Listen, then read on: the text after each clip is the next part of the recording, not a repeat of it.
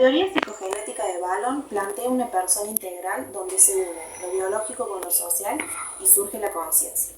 Cada estadio no se corresponde con una delimitación temporal, sino que se trata de un conjunto de relaciones con el medio que van a determinar la conducta de una persona en una etapa en particular. Cada estadio presenta una orientación. Podrá ser una orientación centrípeta, basada en la constitución del propio yo, o una centrífuga, que se basa en la relación y en la construcción con el medio. Plantea que el lenguaje y el otro son fundamentales para el desarrollo y que la constitución de un sujeto va desde lo social a lo individual. También va a plantear dos leyes, por un lado la de alternancia funcional, que se trata de la orientación del infante en cada etapa. Cada estadio no se determina con solo una orientación, sino que se produce de manera cíclica. Es decir, al que le corresponde una orientación centrípeta, le seguirá una de orientación centrífuga y viceversa. Por otro lado, la ley de preponderancia funcional y de integración funcional, en donde las acciones nuevas y distintas se van a integrar con las viejas gracias a la maduración.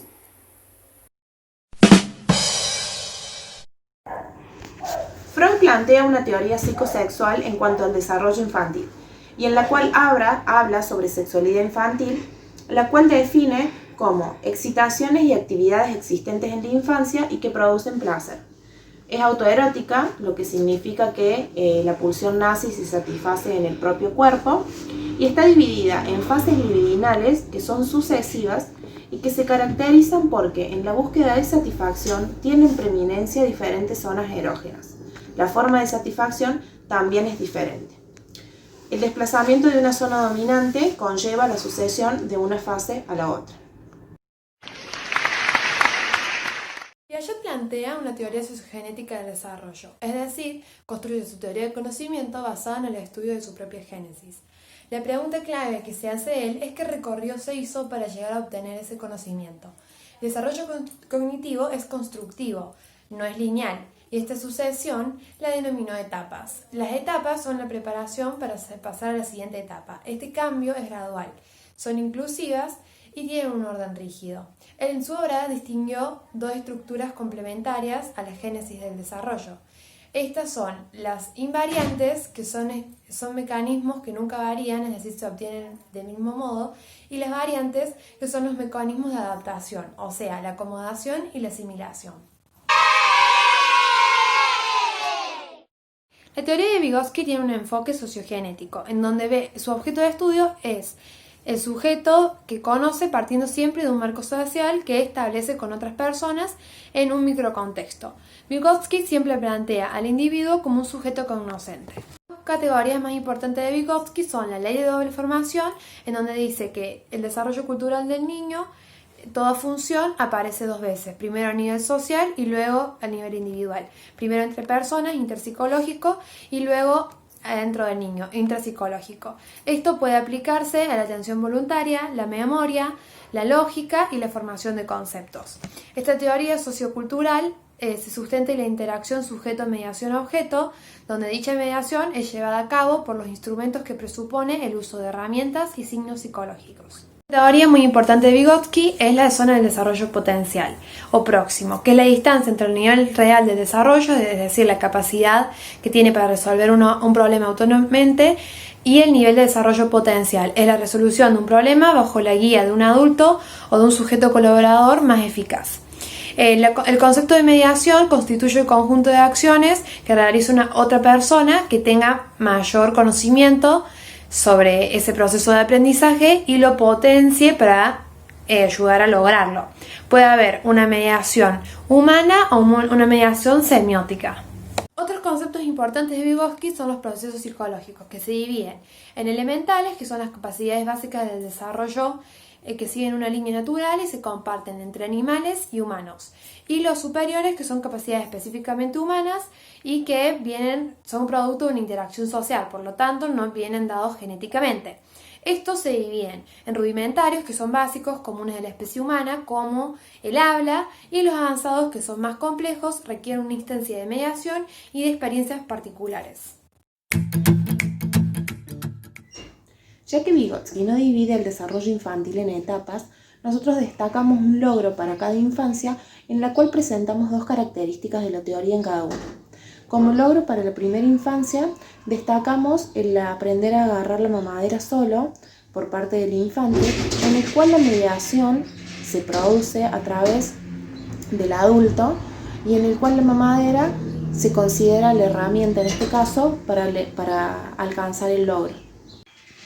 Para la segunda infancia destacamos como un logro el aprender a andar en triciclo solo, a través de la motivación como parte de un proceso psicológico elemental y de la atención voluntaria que forma parte de la ley de doble formación. El niño puede internalizar y adquirir el logro y el aprendizaje y apropiarse de eso a través de la relación con el otro. Para la tercera infancia consideramos como un logro el aprender a sumar y a restar.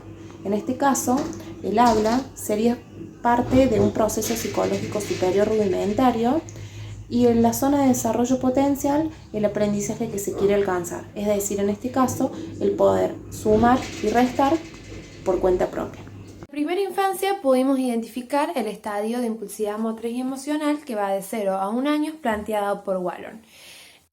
Acá su función dominante serán las emociones, tiene una orientación centrípeta y aparece en las primeras relaciones con el entorno y la sonrisa. Es importante la significación por parte del medio donde se manifestará la simbiosis afectiva.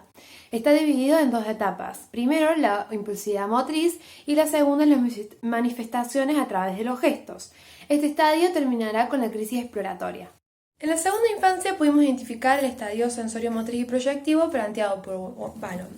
Va de los 2 a los 3 años y tiene una orientación centrípeta, donde la función dominante será la actividad sensorio-motriz. También predominará la inteligencia espacial y la actividad exploratoria. Está presente la imitación, comienza la anticipación, la representación y la imagen mental y se adquiere la marcha y el lenguaje. Este estadio terminará con la crisis del personalismo, donde se afianza su yo. Luego, dentro de la segunda infancia también, se identificará el estadio del personalismo que va de 3 a 5 años. Este tendrá una orientación centrípeta, va a predominar el narcisismo y la afirmación de su autonomía y va a tener 3 periodos. En el primero predominará la inhibición en el infante, luego buscará la atención y agradar a los demás y en el tercero va a interiorizar aspectos externos y va a exteriorizar aspectos propios. En la infancia identificamos el estadio del pensamiento categorial, que va de los 5 hasta la pubertad. Comenzará en la segunda infancia, pero terminará en la tercera. Tiene una orientación centrífuga y su función dominante será la conquista y conocimiento del mundo. Coincide con el inicio de la actividad escolar obligatoria en donde desarrollará la atención.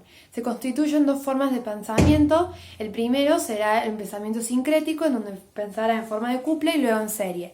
Y el segundo será el pensamiento categorial, en donde constituyará las categorías mentales y la noción del tiempo y espacio. También va a tener la capacidad de manifestar diferentes roles y seguir siendo él. Este estadio terminará con la crisis de la pubertad. Piaget plantea un primer periodo llamado sensorio-motriz que comprende desde el nacimiento hasta los 2 años de edad y también lo denominó el estadio de la inteligencia práctica. En este estadio los niños no tienen la capacidad de expresarse con palabras, por ende el pensamiento se manifiesta en actos. También pasan de la indiferenciación yo-mundo, donde todos refieren a su cuerpo, a encontrarse o situarse en uno más entre tantos, en un mundo que es exterior a él. Pasan de ser niños que responden solo mediante reflejos a tener comportamientos orientados a sus objetivos. En esta etapa también desarrollan capacidades específicas como por ejemplo la imitación. Piaget plantea un segundo periodo denominado el preoperacional que va desde los 2 hasta los 7 años aproximadamente. En él los niños tienen la capacidad de reemplazar en el pensamiento un objeto por una representación simbólica, lo cual se logra gracias a la conducta de la función semiótica, lo que sería el lenguaje, los números, la imitación. La transición de la etapa sensorio-motriz a la preoperacional se logra gracias al surgimiento de la función simbólica, en el cual los niños pueden pensar en una persona o en un hecho, aunque no estén presentes físicamente. Este periodo se divide en 2 fases, una simbólica, en la cual el lenguaje es solo un apoyo para la acción, y donde el pensamiento es egocéntrico. Y una segunda fase, denominada la intuitiva, en donde la función simbólica está en su máxima expresión. los niños pueden tener una conversación con otro un poco más fluida y donde entienden que las cosas, aunque cambien de tamaño, apariencia o forma, siguen siendo iguales. Y ayer planteé un tercer periodo denominado el de las operaciones concretas, que comprende entre los 7 hasta los 11 años. En él los niños comienzan a utilizar la lógica y las operaciones mentales para reflexionar acerca de los hechos que los rodean. El pensamiento se vuelve menos rígido, menos egocéntrico. La dependencia y la obediencia respecto al juicio adulto se transforman y se complejizan los afectos. Gracias al juego y al trabajo compartido surge la amistad, y algunos logros característicos de esta etapa son la seriación, la reversibilidad y la clasificación. Dentro de la primera infancia pudimos identificar la fase oral y la fase anal planteadas por Freud. En la fase oral se predomina el acto de alimentación, donde la zona erógena es la boca. Los primeros años de vida van a ser autoeróticos y pregenitales.